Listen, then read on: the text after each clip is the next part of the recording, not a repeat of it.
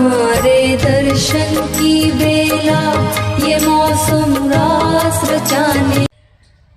ओशो जैसे मनीषी ऐसी अद्भुत जीनियस विभूति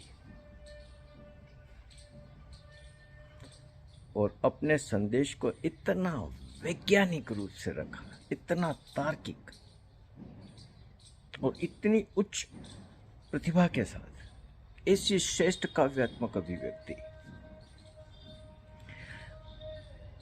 उसके बावजूद उनके शरीर से जाने के बाद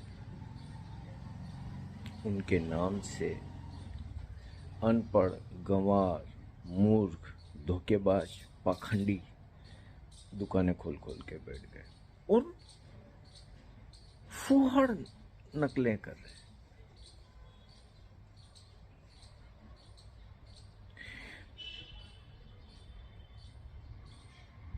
इनके लिखे पढ़ो तो हैरानी होती है कि इनने कभी ओशो को पढ़ा है कि किसको पढ़ लिया है इनने। इनका बोला कभी सुनो तो हैरानी होती है कि ये इनको होश भी है कि किसके बारे में क्या बात कर रहे हैं। अब सभी उनको ओशो का पता है। और हालात ऐसे हो गए हैं सार्वजनिक स्तर पर, तो कह सकते हैं कि चाहे सोशल साइट्स हो, चाहे यूट्यूब पर पड़े हो या जो भी, ऐसा लगने लगा है कि जैसे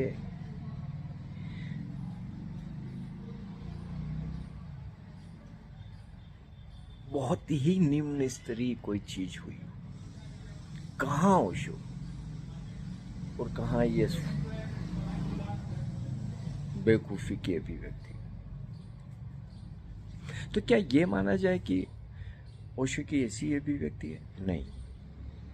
ओशो के बहुत समझदार, बहुत सृजनशील, बहुत संवेदनशील, उच्च शिक्षित, उच्च कलाकार, उत्कृष्ट लोग ओशो से जुड़े हैं और गहरे से जुड़े हैं। एक यूट्यूब पे प्रोग्राम बनाता है सत्या, बहुत अच्छे प्रोग्राम बनाता है, हास्य और व्यंग का कमाल का होता है उसका। मैं हर एपिसोड देखता हूँ। सामान्यतः अपने कार्यक्रम का अंत वो ओशो की किसी आवाज़ से करता है। कोई अजीब सा वीडियो डालेगा और फिर ओशो की आवाज़ आएगी। अभी 2-3 बार से तो वो कुछ बार से वो कर रहा है कि अब महान ओशो फोटो दिखाता है, फिर ओशो का एक छोटा मोटा उद्बोधन चलता है। आप फिल्मों के लोगों को देख लो, लेखकों को देख लो, कवियों को देख लो, मूर्तिकारों को देखो, वैज्ञानिकों को देख लो, दार्शनिकों को देख लो, मनोवैज्ञानिकों को देख लो। ये जो पूरी पृथ्वी का क्रीम है वो सब ओशो से जुड़ा है। और ओशो की उच्च अद्भुत विद्वत्ता से पूरी तरीके से अचंभित है। आज कह सकते हैं कि इस पूरी पृथ्वी पर, पूरी पृथ्वी के जो उच्च श्रेणी के लोग हैं, उच्च श्रेणी के आत्माएं हैं, उनको ओशो ने गहरे से छुआ है। और सारे के सारे ऐसे अद्भुत महान लोग अपनी अपनी अभिव्यक्ति के द्वारा,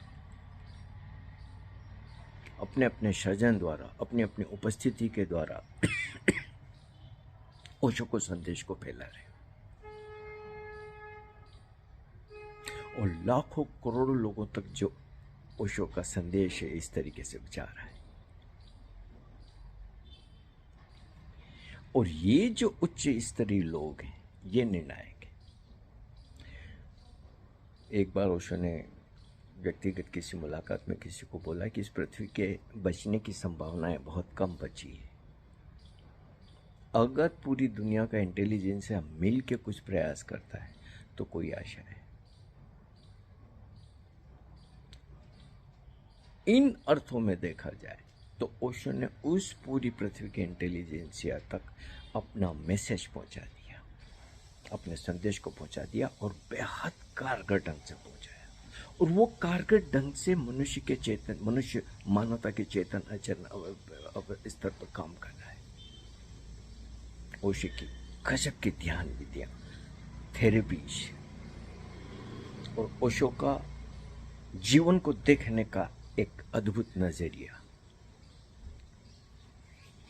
जीवन को कैसे खेलपूर्ण लेने का, कैसे गैर गंभीर होने का, कैसे हास्य को जीवन का अनिवार्य हिस्सा बनाने का, नृत्य को ओशो की अपनी जीवन की शैली में डालने का, क्या कुछ ओशो ने नहीं बोला और क्या कुछ नहीं, इस तरीके से पूरी मानवता पे छा चुका है।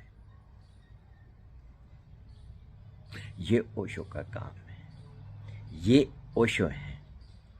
बाकी अब जो ये कभी कभी किसी चैनल पे यूट्यूब पे बोलते रहते हैं लोग और अपनी अपनी लठियां भांजते रहते हैं और कभी कभी इधर उधर उछल कूद करते रहते हैं, ये थोड़े से लोग हैं और ये किसी भी नाम से इस तरीके के उत्पाती लोग होते हैं, वो किसी भी नाम से कहीं न कहीं उत्पात करते रहते हैं। ओशो के नाम से भी उत्पात कर रहे हैं। ओशो को न तो इनने समझा है, न ओशो से इनका कोई नाता है, न कोई इनका ओशो से रिश्ता है। तो अब ये जो ये ध्यान शिविर लेते फिर रहे हैं, कुर्सियों पे बैठ रहे हैं, ये धक्के दे रहे हैं, रिंग मास्टर पूजा कर रहे हैं, मूर्तियाँ लगवा रहा है। अब इस तरीके के मजमे तो अनादि अनंत से चलते रहे। मनुष्य का एक वर्ग होता है जो सबसे निम्न स्तरीय वर्ग होता है, मूर्ख जिसे कह सकते हैं, गंवार जिसे कह सकते हैं, जिसे पूरी तरीके से अक्ल का दिवालिया जिनका निकला हो, वो ऐसे काम किसी भी नाम से कर सकते हैं, कभी किसी नाम से कभी किसी नाम से। अभी ओशो के नाम से भी चल निकले हैं। कुछ लोग हैं जो कुर्सियों पे बैठ रहे हैं, कुछ लोग हैं जो ज़मीनों पे लौट रहे हैं, कुछ लोग हैं जो यूट्यूब पे आके अपनी ज्ञान बगा रहे हैं। लेकिन ये एक वर्ग है जो बहुत छोटा सा है और इसकी कोई गिनती भी नहीं की जा सकती। ओशो को न तो इनने समझा है, न ओशो से इनका कोई नाता है, लेकिन इस मनुष्यता के उच्च स्तरीय चेतना को ओशो ने गहरे से छुआ है।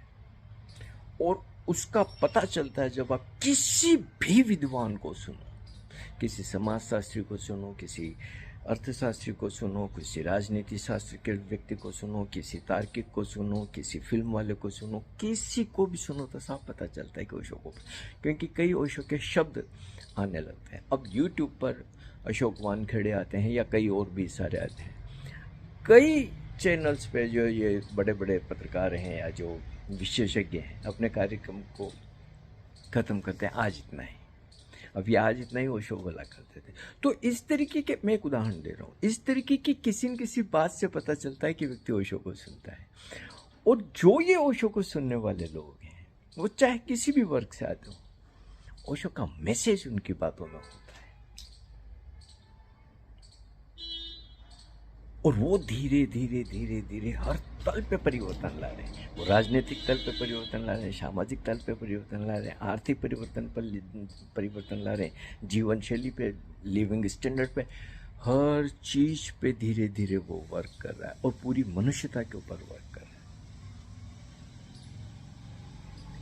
ओशो ने सिंगल हैंडेड ये सारा काम कर लिया, इसीलिए उनको किसी मैसेंजर की जरूरत नहीं थी।